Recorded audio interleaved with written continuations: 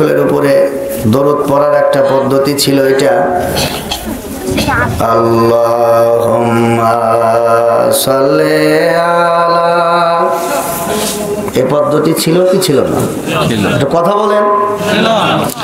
এরপরে ভুল না জানা রস কিয়ামত हम है खाने शफात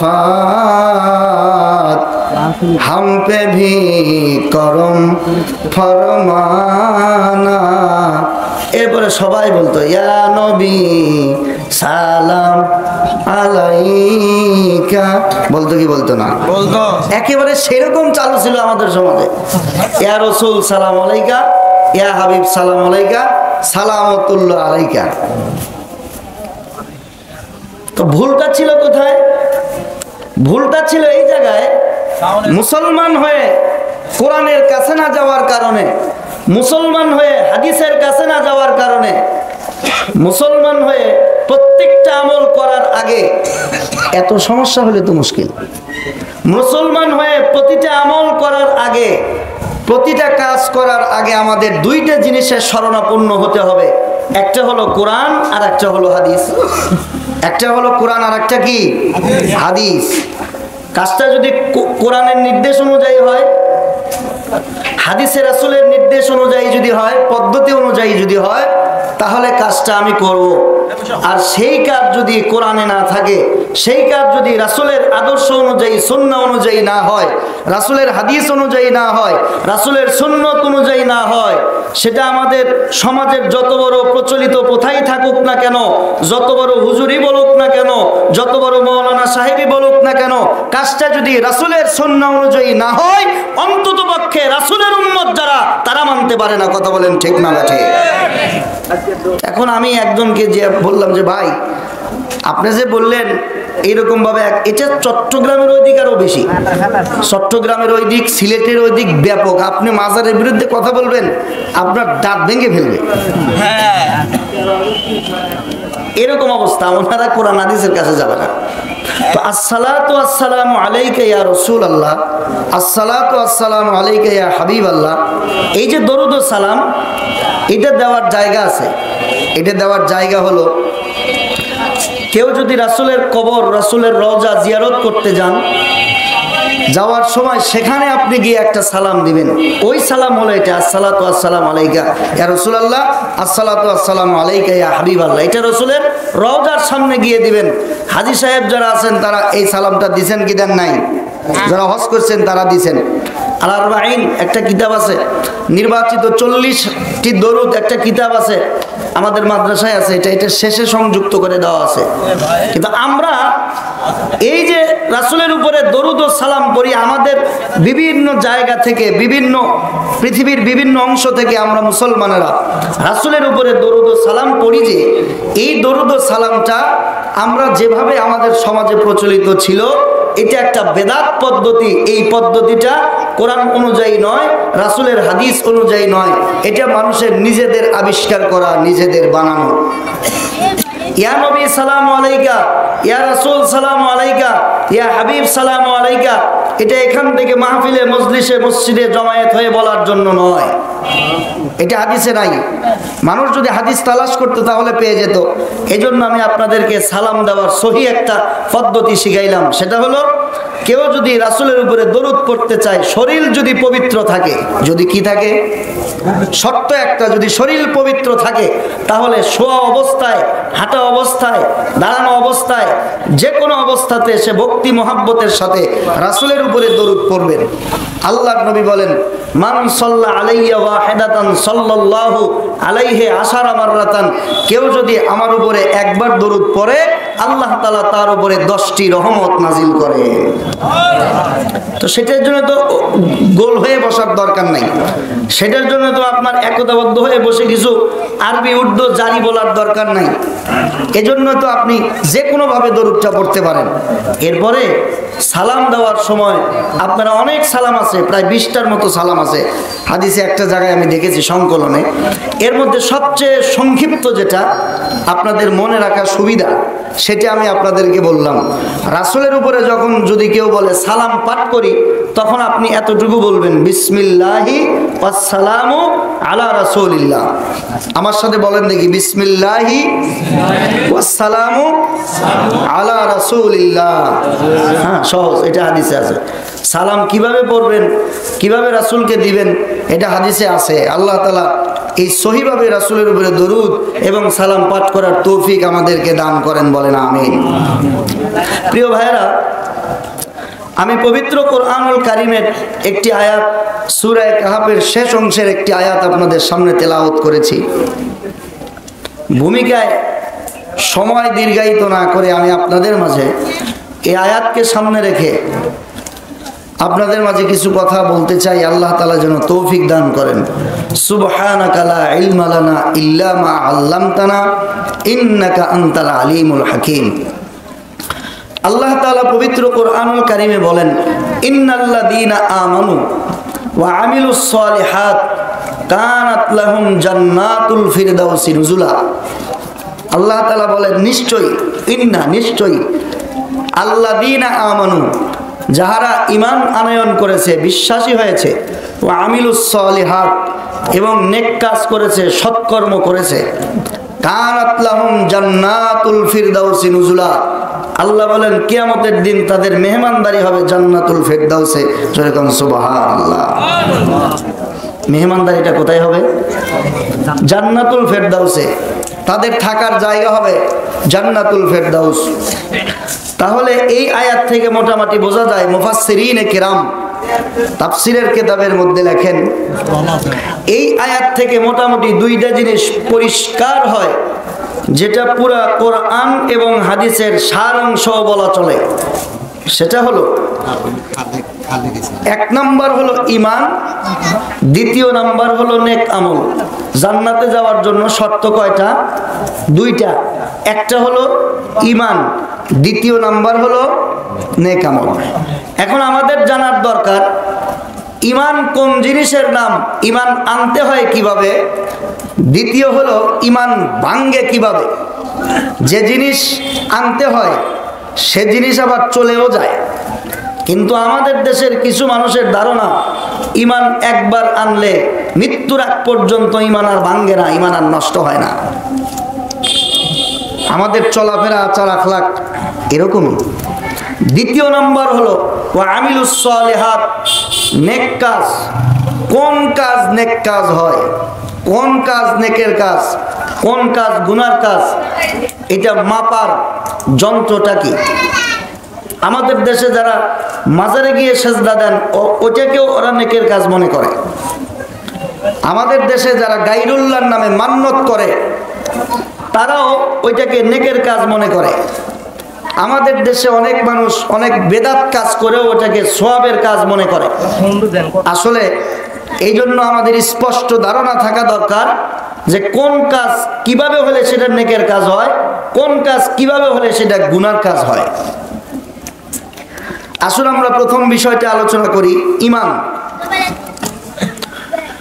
হযরত আদম আলাইহিস সালাতু ওয়াস সালাম থেকে নিয়ে মুহাম্মাদুর রাসূলুল্লাহ সাল্লাল্লাহু আলাইহি ওয়াসাল্লাম পর্যন্ত অসংখ্য অগণিত নবী এবং রাসূল, আমি সংখ্যা বললাম না, অসংখ্য অগণিত রাসূল, সেটা 1,24,000 হোক, 2,24,000 হোক, তার কম হোক অথবা বেশি হোক, নির্দিষ্ট সংখ্যা না, অগণিত রাসূল, যত রাসূল আল্লাহ পাঠিয়েছেন। তাফসীরের কিতাবে লিখেছেন, সকল নবী এবং রাসূল তিনটা মৌলিক কথার উপরে সকলেই এক দাওয়াত দিয়েছেন। কয়টা মৌলিক কথার উপরে? আদম আলাইহিস সালাম থেকে নিয়ে মুহাম্মদুর রাসূলুল্লাহ পর্যন্ত সকল নবী এবং রাসূল অভিন্ন তিনটা দাওয়াত দিয়েছেন। এই তিনটা দাওয়াতকে ইসলামের পরিভাষায় মৌলিক দাওয়াত বলে। কি আপনারা বিরক্ত হইতেছেন? এক নাম্বার হলো ঈমান বিল্লাহ, আল্লাহর উপরে ইমান।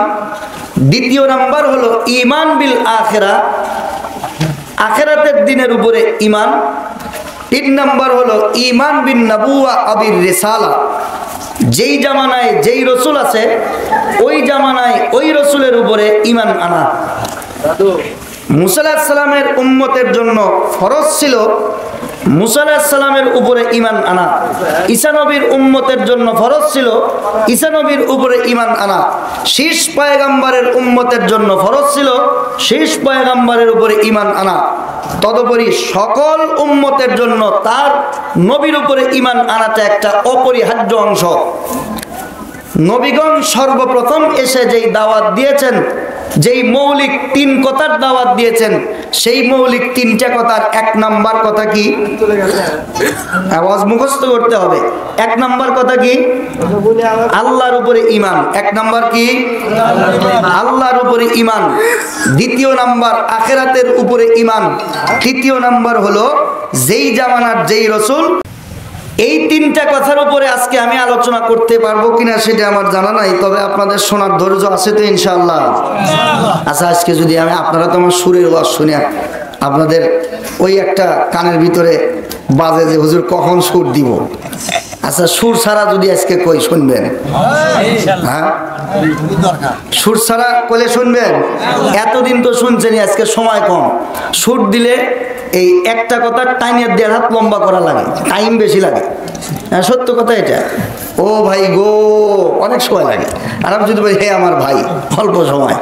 এজন্য আজকে একটু গুরুত্বপূর্ণ কিছু কথা শোনেন। তাহলে সব নবীরা মৌলিক কয়টা কথার দাওয়াত দিয়েছেন? 3টা কথার। 1 নাম্বার দাওয়াত দিয়েছেন কিসের উপরে? আল্লাহর উপরে ঈমান আনার ব্যাপারে। এখন আমরা কালেমার মধ্যে কোন জিনিসটা পড়ি? লা ইলাহা ইল্লাল্লাহু মুহাম্মাদুর রাসূলুল্লাহ। আমাদের দেশে এই যে একটা কালেমার প্রচলন আছে, লা ইলাহা ইল্লাল্লাহ মুহাম্মাদুর রাসূলুল্লাহ, এই কালেমার একটা অংশ কোরআন শরীফের মধ্যে আছে, ফাআলাম আন্নাহু লা ইলাহা ইল্লাল্লাহ, কোরআন শরীফের এক আয়াতে আছে। আর মুহাম্মাদুর রাসূলুল্লাহ এটাও কোরআন শরীফের আরেক আয়াতে আছে, মুহাম্মাদুর রাসূলুল্লাহ ওয়াল্লাযীনা মাআহু আশিদ্দাউ আলাল কুফফার। এই 2টা কথা হাদিসের মধ্যে একসাথে আছে। হাদিসের মধ্যেও প্রায় হাসান হাদিসের মধ্যে এই কালেমাটা আছে, সহিহ হাদিসের মধ্যেও এই কালেমাটা আছে। অনেক সময় আমরা শুনেছি এটা সহিহ হাদিসের মধ্যে নাই, কথাটা ঠিক না। এই কালেমাটা একত্রে লা ইলাহা ইল্লাল্লাহ মুহাম্মাদুর রাসূলুল্লাহ, এই কথাটাও হাদিসের মধ্যে আছে। এই কালেমাটা পড়লে যেরকম মুমিন মুসলমান হয়, ঠিক তদ্রূপভাবে সাহাবায়ে কেরাম রাসূলের সামনে যে কালেমা পড়েছেন, সেই কালেমাটা এইভাবে পড়েছেন, আশহাদু আল্লা ইলাহা ইল্লাল্লাহু ওয়া আশহাদু আন্না মুহাম্মাদান আবদুহু ওয়া রাসূলুহু। এই কথাটা সাহাবায়ে কেরাম এইভাবে কালেমা পড়ে মুসলমান হয়েছেন। মুসলিম শরীফের এক হাদিসের মধ্যে আছে, আল্লাহর রাসূল এক সাহাবীকে বললেন যে তুমি অমুক জায়গার মধ্যে যাও, সেখানে গিয়ে তুমি তাদের সাথে যুদ্ধ করো। কতক্ষণ? হাত্তা ইয়াকালুন নাসু লা ইলাহা ইল্লাল্লাহ মুহাম্মাদুর রাসূলুল্লাহ, যতক্ষণ পর্যন্ত না মানুষ লা ইলাহা ইল্লাল্লাহ মুহাম্মাদুর রাসূলুল্লাহ মেনে নেয়। এই হাদিসের মধ্যে এই 2টা কালেমা, এই 2টা কথা লা ইলাহা ইল্লাল্লাহ মুহাম্মাদুর রাসূলুল্লাহ একত্রে আছে। ঠিক আছে, এটা একটা অপ্রাসঙ্গিক কথা আপনাদেরকে বললাম, আসলো তাই বললাম। তাহলে 1 নাম্বার হলো আল্লাহর উপরে বিশ্বাস করা। আল্লাহর উপরে বিশ্বাস করা ছাড়া কোনো মানুষ মুমিন মুসলমান হইতে পারে না। আল্লাহর উপরে বিশ্বাস করতে হয় 2 ভাবে। কয়ভাবে বিশ্বাস করতে হয়? 2 ভাবে। 1 নাম্বার, আল্লাহকে আপনারা কেউ 2 চোখে দেখেছেন? আল্লাহকে আমরা কেউ 2 চোখে দেখি নাই। মুসা আলাইহিস সালাম বলছিলেন লা তুদরিক, মুসা আলাইহিস সালাম বলছিলেন আল্লাহ আমি আপনাকে দেখতে চাই। আল্লাহ কি বলছিলেন? আল্লাহ বলছিলেন লা তুদরিকুহুল আবসার ওয়া হুয়া ইউদরিকুল আবসার। পৃথিবীর ভিতরে কারো ক্ষমতা নাই তার দৃষ্টি শক্তি আল্লাহকে তার দৃষ্টি সীমানার মধ্যে আনতে পারবে। আল্লাহকে দেখা কারো পক্ষে কি নয়? সম্ভব নয়। ওয়া হুয়া ইউদরিকুল আবসার, বরং আল্লাহর দৃষ্টি শক্তি সকল কিছুকে বেষ্টন করে আছে। তার মানে আল্লাহকে দেখা সম্ভব না। নবীরা পর্যন্ত আল্লাহকে দেখতে পারে নাই। তাহলে আমরা আল্লাহর উপরে ঈমান আনলাম, কথার অর্থ কি? আল্লাহর উপরে ঈমান আনলাম কথার অর্থ হলো আল্লাহর জাতের উপরে ঈমান আনা, আল্লাহর গুণাবলীর উপরে ঈমান আনা। খেয়াল করবেন, মুসলমান ঈমান জানে, কালেমা জানে, কিন্তু মুসলমান ঈমান আনতে হয় কিভাবে এই জিনিসটা আজও পর্যন্ত মোমেন মুসলমানরা ভালো করে বুঝতে পারে নাই। এক নাম্বার হলো আল্লাহর জাতের উপরে ঈমান আনা, দ্বিতীয় নাম্বার হলো আল্লাহর গুণাবলীর সিফাতের উপরে ঈমান আনা। আমানতু বিল্লাহি ওয়া মালাইকাতিহি, আমানতু বিল্লাহি ওয়া মালাইকাতিহি ওয়া কুতুবিহি ওয়া রুসুলিহি ওয়াল ইয়াউমিল আখির। এই যে আমরা একটা কথা বলি যে আল্লাহর উপরে ঈমান আনলাম, আল্লাহর উপরে ঈমান আনার পদ্ধতি দুইটা। মুসলমানেরা খেয়াল করে শোনেন, আল্লাহর উপরে দুই পদ্ধতিতে ঈমান যদি কেউ না আনে তাহলে তার ইন্নাল্লাযীনা আমানু, আল্লাহর উপরে ঈমান আনা তার উপরে সঠিক হয় না। আল্লাহর উপরে ঈমান আনা কারো জন্য যদি সঠিক না হয় তাহলে তার ঈমান আমল, তার আমল সঠিক হয় না। কারো আমল যদি সঠিক না হয় সে আমলে সওয়াব পাওয়া যায় না। কারো আমলে যদি সওয়াব না ওঠে, কারো আমলে যদি সওয়াব না পাওয়া যায়, হাসরের মাঠে মিজানের পাল্লায়, নেকের পাল্লায় তার নেক আমলগুলি উঠবে না। এই জন্য আপনার সুবহানাল্লাহ, আপনার দান সদকা, আপনার টাকা পয়সা দেওয়া, দিনের মেহনত করা, জিকির আজগার করা, কোরআন তেলাওয়াত করা, সব কিছুর ওজন সঠিকভাবে হবে, কাজে লাগবে কিয়ামতে। তখন আপনার ঈমান ঠিক হবে। যখন আপনার ঈমান যদি ঠিক না থাকে তাহলে আপনার নেক আমলের কোনো মূল্য হবে না, নেক আমলের কোনো মূল্য হবে না। তাহলে ঈমান ঠিক হওয়ার জন্য সর্বমোট 5টা জিনিসের দরকার। এক নাম্বার আল্লাহর উপরে দুই জিনিসের ভিত্তিতে ঈমান আনা, 3 জিনিস থেকে নিজের ঈমানকে হেফাজত করা। এক নাম্বার আল্লাহর জাতের উপরে বিশ্বাস করা। জাত শব্দের অর্থ সত্তা। জাত শব্দের অর্থ কি? সত্তা। সত্তা মানে কি? আপনারা খ্রিস্টানদের কাছে যদি যান, খ্রিস্টানরা তাদের কাছে যদি আপনারা গিয়ে বলেন যে ভাই আপনারা স্রষ্টায় বিশ্বাস করেন না, তারা বলবে হ্যাঁ আমরা তো স্রষ্টায় বিশ্বাস করি। যদি আপনি তাদেরকে বলেন যে স্রষ্টার ধারণা দাও, তারা বলবে দ্য থিওরি অফ ট্রিনিটি, তারা ত্রিতত্ত্ববাদে বিশ্বাস করে। তার মানে হযরত ঈসা আলাইহিস সালাম উনি একজন আল্লাহ খোদার অংশ, উনি একটা সত্তা। দ্বিতীয় নম্বর ঈসার মা মরিয়ম, উনি একজন আল্লাহর অংশ। তার 3 নম্বর তারা পরমাত্মা বলে, তারা বলে আসল প্রভু অর্থাৎ আল্লাহ গড বলে, উনি 3 নম্বর। এই 3 জন মিলে আল্লাহ বিশ্বাস করে তারা। তাহলে তাদের কাছে আল্লাহ একজন না 3 জন? হ্যাঁ, তাদের কাছে আল্লাহ হলো 3 জন। হিন্দুদের কাছে আল্লাহর অগণিত আল্লাহ, অগণিত দেবদেবী, অগণিত তাদের খোদা, সর্বেশ্বরবাদ। আর 3 নম্বর হলো ইহুদি যারা, এই ইহুদিরা বলে আল্লাহ হলো 2 জন। আল্লাহ কয়জন? ওয়াকালাতিল ইয়াহুদু উযাইরুন ইবনুল্লাহ, ইহুদিরা বলে আল্লাহ একজন আর উযাইর আলাইহিস সালাম উনি হলো আল্লাহর বেটা। এই হলো মোট 2 আল্লাহ। আল্লাহ বলেন আল্লাহ 3 জনও না, আল্লাহ 2 জনও না, আল্লাহ 33 কোটিও না। কুল হুয়াল্লাহু আহাদ। আল্লাহ কয়জন? তাহলে আল্লাহর সত্তা আমরা কোরআন থেকে পেলাম। আল্লাহর সত্তা কয়জন? আল্লাহর সত্তা হলো একজন। এই জায়গায় মুসলমানদের কারো কোনো দ্বিমত নাই। আহলে হাদিসের মুসলমান হোক, তাকে আপনি গিয়ে বলেন যে ভাই আল্লাহ কয়জন বিশ্বাস করেন, সে বলবেন একজন। হানাফি যদি হয় তাকে গিয়ে জিজ্ঞাসা করেন আল্লাহ কয়জন বিশ্বাস করো, তিনি বলবে একজন। এমনকি আওয়ামী লীগ যারা করে তাদের বলবেন আল্লাহ কয়জন, বলে আল্লাহ হলো একজন। বিএনপির লোকদের বলবেন আল্লাহ কয়জন, বলে আল্লাহর সত্তা হলো একজন। এখানে কোনো দ্বিমত নাই। যারা বেরলবি তাদের বলবেন আল্লাহ কয়জন, বলে আল্লাহ হলো একজন। এর ভিতরে কোনো সন্দেহ নাই। যারা মাজার পূজারী তাদেরকে গিয়ে বলবেন আল্লাহ কয়জন, তারাও বলবে আল্লাহ একজন। এতে কোনো প্রকারের কোনো দ্বিমত নাই। মুসলমানদের ভিতরে কোনো প্রকারের কোনো দ্বিমত নাই। কিন্তু যখনই আপনি আল্লাহর দ্বিতীয় পাঠে আসবেন, এই জায়গায় এসে মুসলমানেরা শতদা দ্বিধা বিভক্ত হয়ে গেছে। মুসলমানেরা 2 নাম্বার পয়েন্টটা ঠিক রাখতে পারে নাই। সেটা কি? সেটা হলো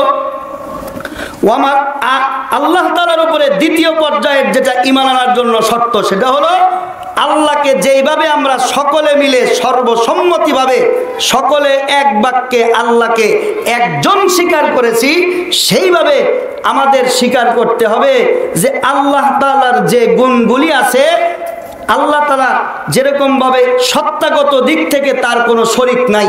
আল্লাহর কোনো কি নাই? শরীক নাই। শরীক মানে আল্লাহ তাআলার কোনো অংশ নাই।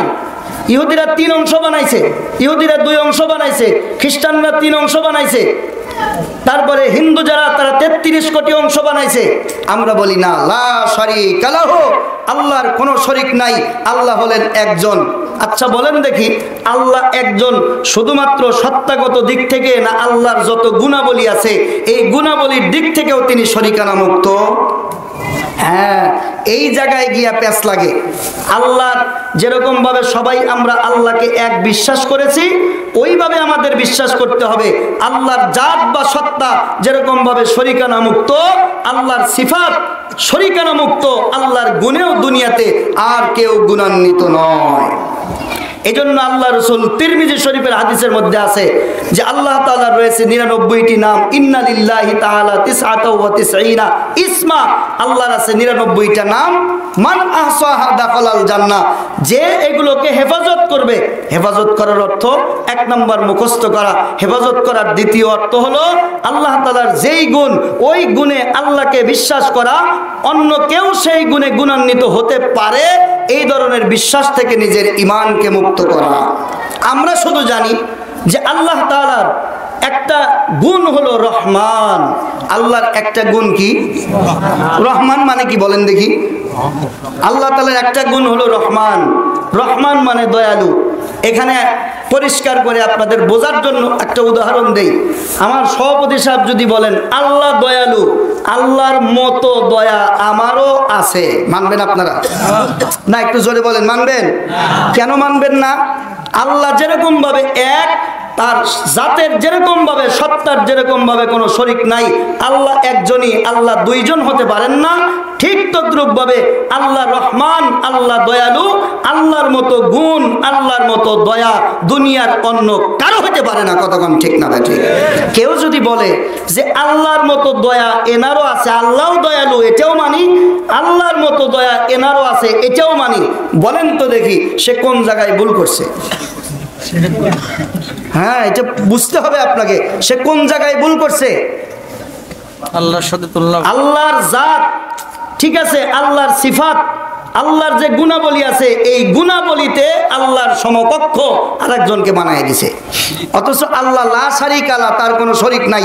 এখানে কি আছে যে আল্লাহর জাতে শরীক নাই, সিফাতে শরীক আছে? না, আল্লাহর গুণাবলীতেও আল্লাহ তাআলা লা শারীকা লাহু, আল্লাহর গুণাবলীতেও কারো কোনো কি নাই, শরীক নাই। এই একটা মাত্র পয়েন্ট আমি আপনাদেরকে ধরে এখান থেকে আমি কিছু আলোচনা আমাদের সমাজের বাস্তব অবস্থার ভিতরে নিয়ে যেতে চাই। 5টা মিনিট সময় আমাকে দিতে রাজি আছেন সবাই? মুসলমান ভাইরা রে আমার, আল্লাহ পাক রব্বুল আলামিনের এই পরিমাণ দয়া, আল্লাহর পয়গম্বর জনাব মুহাম্মদুর রাসূলুল্লাহ সাল্লাল্লাহু আলাইহি ওয়াসাল্লাম হাদিসে পাকের ভিতরে বলেন, আল্লাহর নবী বলেন, কোন বান্দা যদি আল্লাহ পাক রব্বুল আলামিনের কোন গোলাম নিজের অপরাধ সমূহ বুঝতে পেরে কোন বান্দা যদি আল্লাহ পাক রব্বুল আলামিনের কাছে 3টা শর্ত মেনে যদি কেউ তওবা করে, 3টা শর্ত যদি কারো তওবার ভিতরে পাওয়া যায়, এখন অপরাধ করেছিল আর অপরাধ থেকে তওবা করে ফিরে আসে, আল্লাহর নবী বলেন আত-তাইবু মিনাজ যামবি কামান লা যামবা লাহু, কেউ যদি 2টা চোখের পানি ফালায়া 3টা শর্ত অনুযায়ী কেউ যদি তওবা করে, আল্লাহর নবী তার পাক জবানে বলেন কামান লা যামবা লাহু, ওই ব্যক্তির আমলনামার ভিতরে কোনো গুনাহ থাকে না। কেন গুনাহ থাকে না? আল্লাহ পাক রব্বুল আলামিন হলো রহমান। কিভাবে গুনাহ থাকে না? কোরআন শরীফের মধ্যে আল্লাহ পাক রব্বুল আলামিন পরিষ্কার করে বলেন, ইল্লা মান তাবা ওয়া আমানা ওয়া আমিলা সালিহা, কেউ যদি ঈমান আনয়ন করে, নেক কাজ করা শুরু করে, ফাউলাইকা ইউবাদদিলুল্লাহ, আল্লাহ পাক রব্বুল আলামিন ইউবাদদিলুল্লাহু, আরবি আছেন, এই যে প্রভাষক সাহেব আছেন আমার পিছনে, অনেক ভালো মানুষ, যোগ্য মানুষ, বাদদালা ইউবাদদিলু তাবদিলান, জিন্সকে পরিবর্তন করে দেওয়া, বাদদালা ইউবাদদিলু তাবদিলান, একবারে উল্টে দেওয়া। আল্লাহ বলেন ইউবাদদিলুল্লাহু সাইয়্যাতিহিম হাসানাত, আল্লাহ পাক রব্বুল আলামিন তার সব গুনাহগুলিকে উল্টিয়ে দেন, সব গুনাহগুলিকে পবিত্র করে দেন। কথার অর্থ কি? ইউবাদদিলুল্লাহু আল্লাহ পরিবর্তন করেন সাইয়্যাতিহিম, তার অপরাধ সমূহকে হাসানাত, নেকের দ্বারা। তার মানে হলো আপনি যদি আল্লাহ পাক রব্বুল আলামিনের এই কয়েকটা শর্ত মেনে যদি তওবা করেন, আল্লাহর পথে যদি আপনি ফিরে আসেন, তাহলে আপনার আমলনামার ভিতরে যত গুনাহ ছিল আল্লাহ তাআলা গুনাহগুলোকে আল্লাহ তাআলা নেকের দ্বারা পরিবর্তন করে দিবে। শর্ত হলো তিনটা। শর্ত কয়টা? তিনটা শর্ত। এখন আমি আপনাকে বলি, আল্লাহ তাআলা আপনার জীবনের গুনাহকে মাফ করে দিবেন, আল্লাহ তাআলা আপনার অপরাধ সমূহকে নেকের দ্বারা বদলায় দিবেন। কোন গুণের কারণে? রহমান গুণের কারণে। কোন গুণের কারণে? রহমান গুণের কারণে, দয়ালু গুণের কারণে। আল্লাহর দয়ার মতো দয়া যে কারো হতে পারে না, এটা হাদিস থেকে আমি আপনাদের প্রমাণ দিলাম।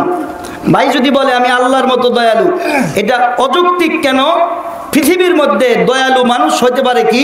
সর্বোচ্চ এনার সন্তানকে কেউ হত্যা করলো মনে করেন, তাহলে উনি যদি বলেন, সর্বোচ্চ উনি বলতে পারেন যে আমি ওকে মাফ করে দিলাম, ওনার দয়া এতটুকুই কাজ করবে। এর চাইতে উনি কিন্তু বলবে না, পৃথিবীর কোনো বিচারক, পৃথিবীর কোনো লোক বলবে না আমার সন্তানকে হত্যা করছো, তোমাকে আমি মুক্তি দিয়ে দিলাম, সাথে সাথে 20 লাখ টাকা পুরস্কার দিলাম।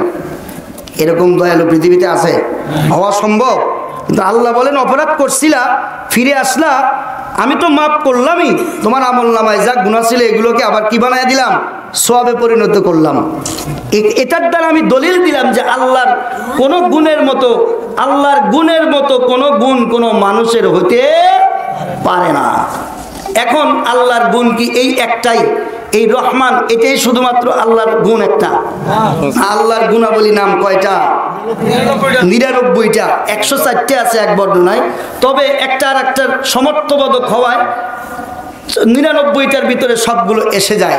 একটা হলো রহমান, আর ওয়াল্লাহুল্লাযী লা ইলাহা ইল্লা হুয়ার রহমান الرحيم الملك القدوس السلام المؤمن المهيمن العزيز الجبار المتكبر الخالق البارئ المصور الغفار القهار الوهاب الرزاق الفتاح العليم القابض الباسط الخافض الرافع المعز المذل السميع البصير الحكم العدل اللطيف الخبير الحليم العظيم الغفور الشكور العلي الكبير الحفيظ المقيت الحسيب الجليل الكريم الرقيب المجيب الواسع الحكيم الودود المجيد الباعث الشهيد الحق الوكيل القوي المتين الولي الحميد المحصي المبدي المعيد المحيي المميت الحي القيوم الواجد الماجد الواحد الاحد الصمد القادر المقتدر المقدم المؤخر الاول الاخر الظاهر الباطن الوالي المتعالي البر التواب المنعم المنتقم العفو الرؤوف مالك الملك ذو الجلال والاكرام الرب المقصد الجامع الغني المغني المعطي المانع الضار النافع النور الهادي البديع الباقي الوارث الرشيد الصبور جل الله اكبر। এটা শুধুমাত্র মুখস্থ করার বিষয় না, মুখস্থ করতে হবে, অর্থ জানতে হবে, অর্থ অনুযায়ী আল্লাহর উপরে বিশ্বাস করতে হবে। আমরা সবাই আল্লাহকে দয়ালু মানি, এতে কোনো প্রকারের সন্দেহ নাই। তবে আল্লাহর একটা বিধান, আল্লাহর একটা গুণবাচক নাম আছে আল্লাহ কাজী, আল্লাহর একটা গুণবাচক নাম আছে আল্লাহ হাকিম। হাকিম শব্দের অর্থ বিচারক, কাজী শব্দের অর্থ ফয়সালাকারী। ফয়সালাকারী হিসাবে জীবনে আল্লাহকে মেনে নেওয়া, এটা মুসলমানের জন্য অন্যতম ইমানের একটা শর্ত। কাজী ফয়সালাকারী হিসাবে আল্লাহকে মেনে নেওয়া, এটা মুসলমান হওয়ার জন্য, ইমান আনার জন্য মুসলমানের অন্যতম একটা শর্ত। ফয়সালাকারী কাকে বলা হয়? আপনার জীবনে কোনো একটা অন্যায়, অবিচার, অঘটন ঘটে গেছে, আপনি বিচার করার জন্য কাজীর কাছে যান কি যান না? অবশ্যই কাজীর কাছে যান। কাজীর কাছে গিয়ে আপনি বলেন, কাজী সাহেব আমাকে আপনি এই বিষয়টা ফয়সালা করে দেন, আমার এই সমস্যাটা আপনি মিটিয়ে দেন। আল্লাহ আপনাকে বানাবার পরে আল্লাহ কি জানতেন না আপনার জীবনে ভবিষ্যতে কোনো সমস্যা হতে পারে? এটা আল্লাহ কি জানতেন না জানতেন না? আল্লাহ অবশ্যই জানেন। ইলমে আউয়াল, ইলমে আখির, পূর্বা পরের সব ইলম আল্লাহ তাআলার আছে। সুতরাং আল্লাহ জানেন আপনার জীবনে কি কি সমস্যা হতে পারে, আপনার জীবনে কি কি ফয়সালার জন্য আপনি মানুষের কাছে যেতে পারেন। আমরা চুরি করলে বিচারকের কাছে ফয়সালার জন্য যাই, স্বামী স্ত্রীর ভিতরে ঝগড়া লাগলে বিচারকের কাছে ফয়সালার জন্য যাই, বিভিন্ন সময়ে আমরা ফয়সালার জন্য মানুষের কাছে যাই। আল্লাহ পাক রব্বুল আলামিন বলেন, তোমরা যারা আমি আল্লাহ তাআলাকে মানো, তোমরা এই বিষয়টাও ভালো করে বুঝতে হবে তোমাদের, যে আমি আল্লাহ পাক রব্বুল আলামিন তোমাদের জীবনের ফয়সালাকারী। এটা আমি আল্লাহ তাআলার একটা গুণ। যে আল্লাহ তোমাকে বানাইতে পারে, যে আল্লাহ তোমাকে খাওয়াইতে পারে, যে আল্লাহ তোমার বন্দোবস্ত করতে পারে, ওই আল্লাহ তোমার জীবনের সমস্যার সমাধানগুলোর ফয়সালাও ওই আল্লাহই করতে পারে। কথা বলেন ঠিক না ঠিক? সুতরাং আমার সমাজের ভিতরে চুরি হলে ফয়সালা কি হবে, এটা আল্লাহর থেকে নিতে হবে। আমার সমাজের ভিতরে বিচার কার্য কিভাবে ফয়সালা হবে, এটা আল্লাহর থেকে নিতে হবে। আমার সমাজের ভিতরে সমাজ কিভাবে চলবে, এটার ফয়সালা আল্লাহর থেকে নিতে হবে। আমার সমাজের ভিতরে বিচারাচারগুলি কিভাবে হবে, এর ফয়সালা আল্লাহর থেকে নিতে হবে। আমার সমাজের ভিতরে ব্যবসা কিভাবে চলবে, ফয়সালা আল্লাহর থেকে নিতে হবে। আমার সমাজের ভিতরে বাজার ব্যবস্থা কিভাবে চলবে, ফয়সালা আল্লাহর থেকে নিতে হবে। আমার সমাজের ভিতরে শিক্ষা ব্যবস্থা কিভাবে চলবে, ফয়সালা আল্লাহর থেকে নিতে হবে। যে আল্লাহ আপনাকে বানাইতে পারেন, ওই আল্লাহ আপনার টোটাল জীবনের সবকিছুর ফয়সালাও করতে পারেন। কথা বলেন ঠিক কিনা? আমরা কি করি? আমরা শুধু হায়াতের বিষয়টা, দুয়ার বিষয়টা আল্লাহর থেকে নিছি, যে আল্লাহ ইদা সাআলতা ফাসআলিল্লাহ ওয়া ইদা ইসতাআনতা ফাসতাইন বিল্লাহ, আল্লাহ আমি বিপদে পড়ছি সাহায্য করেন, এই ফয়সালা আল্লাহর থেকে নেই। কিন্তু যখনই জমি জমা মাপার বিষয় আছে, তখন ফয়সালাটা আল্লাহর থেকে নিতে যাই না, তখন ফয়সালা আমরা নিজেরা তৈরি করি, আল্লাহকে তখন বাদ দেই। যখন সমাজের মধ্যে টিভি চলে, আজানের সময়, বাজারের ভিতরে আজানের সময় যখন চাষটলের ভিতরে নগ্নতার টিভি চলে, ওই সময়ের ফয়সালা আল্লাহর থেকে নিতে যাই না, ওই সময়ের ফয়সালা আমরা নিজেরা তৈরি করি। যখন টাকার জন্য কারো কাছ থেকে সুদের লেনদেন করতে হয়, তখন ফয়সালা আল্লাহর থেকে নিতে যাই না, ফয়সালা আমরা নিজেরা তৈরি করি। আমাদের সমাজের ভিতরে যখন চুরি হয়, তখন বিচারকের কাছে ফয়সালা মানুষেরটা নিতে যাই, আল্লাহরটা আমরা নিতে যাই না। ওই সব সেক্টরগুলিকে আমরা আল্লাহর থেকে বাদ দিয়ে দিছি। আল্লাহ এখানে আপনার ফয়সালা চলবে না, এখানে আমরা ফয়সালা তৈরি করছি। কেউ যদি আল্লাহকে এক না মেনে দুইজন মানে, সে যেরকম ভাবে আল্লাহর সাথে শিরিক করলো। কেউ যদি ফয়সালাকারী হিসেবে, বিচারক হিসেবে কেউ যদি আল্লাহকে মেনে না নিয়া, আল্লাহটা গ্রহণ না করে, মানুষের বানানোটা গ্রহণ করে, সেও আল্লাহ পাকের সিফাতের সাথে, গুণাবলীর সাথে শিরিক করলো, তার ঈমান পরিপূর্ণ হয় না। বুঝতে হবে আপনাকে।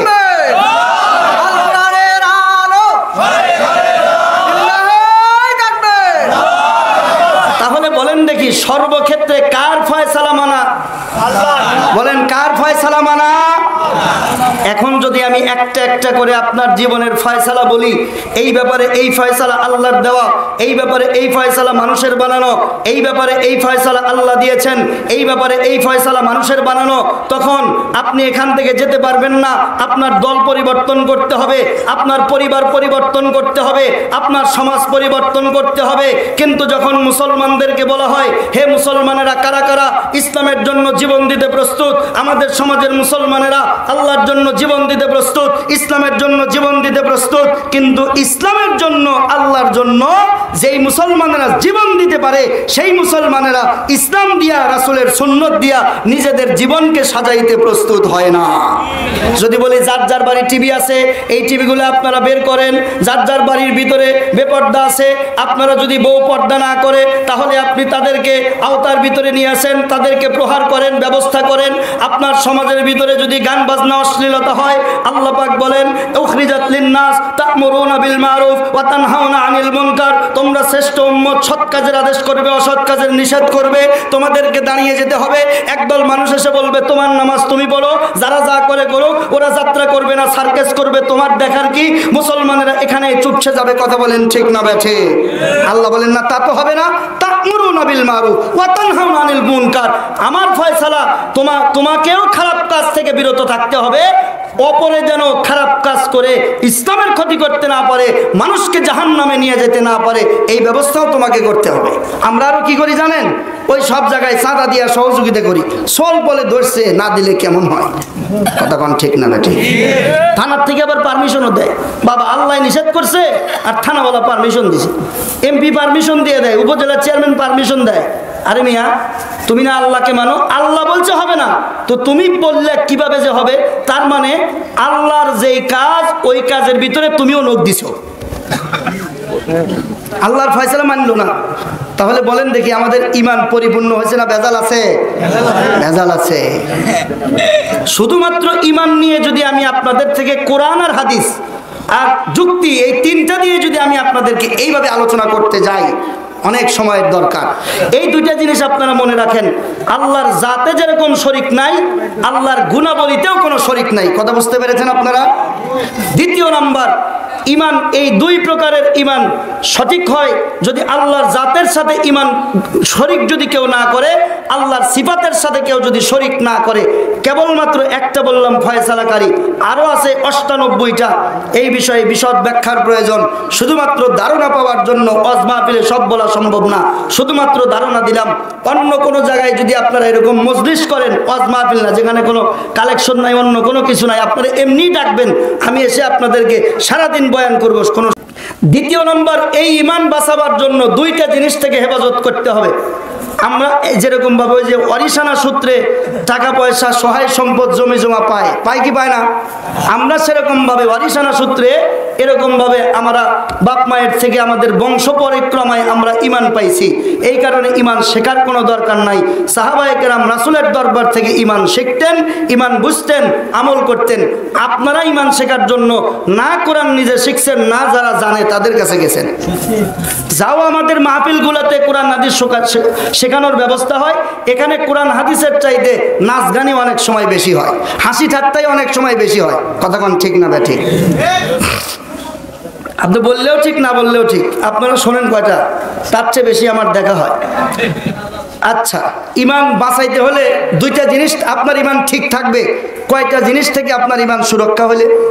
দুইটা জিনিস। কয়টা জিনিস? এক নম্বরের নাম হলো কুফর, দ্বিতীয়টার নাম হলো শিরিক। কুফর শব্দের অর্থ হলো অস্বীকার করা, শিরিক শব্দের অর্থ হলো শরিকানা সাব্যস্ত করা। আপনি যখন আল্লাহর উপরে দুই পদ্ধতিতে ঈমান আনলেন, আনার পরে আপনার ঈমানকে দুইটা বিপদ থেকে, আপদ থেকে বাঁচাইতে হবে। এক নম্বরের নাম কুফর, আর দ্বিতীয় নম্বরের নাম হলো শিরিক। কুফর হলো 2 রকমের, আর শিরিক হলো 3 রকমের, এই মোট 5 রকম। এই 5 জিনিস থেকে ঈমানকে বাঁচাইতে হবে। কুফর 2 রকম, একটা হলো কুফরে কওলি, আর একটা হলো কুফরে আমলি। মুখে আপনি বলেন না ঠিকই, কিন্তু কাজে করবে আল্লাহকে আপনি অস্বীকার করেন। এটার অনেক উদাহরণ বাস্তব সমাজের মধ্যে আছে। একটা উদাহরণ আমি দিই। একটা মুখে অস্বীকার করা, হিন্দুকে গিয়ে বলবেন আপনি আল্লাহকে মানেন, সে সরাসরি বলবে আমি আল্লাহকে মানি না, কুফরি করলো।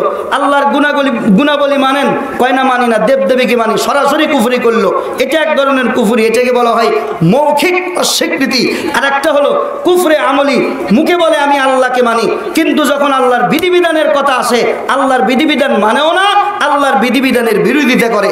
এমন অনেক মুসলমান আছে যারা বলে বর্তমান সময়ে আল্লাহর বিধিবিধান মানার মতো উপযুক্ত সময় নাই, আল্লাহর কোরআন সমাজের ভিতরে প্রচলন করার জন্য, চালু করার জন্য এই কোরআন আর উপযুক্ত নয়।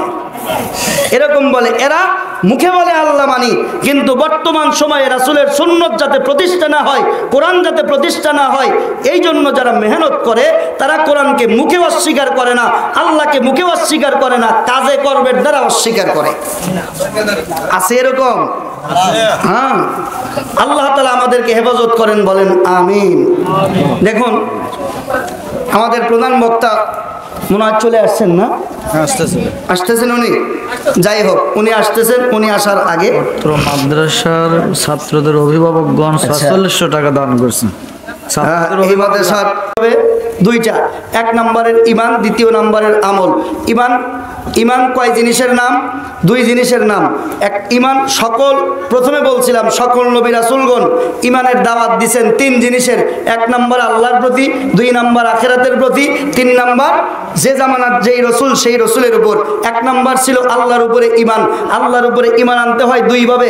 1 নাম্বার আল্লাহ যেরকম সত্তাগতভাবে এক, আল্লাহর কোনো শরীক নাই।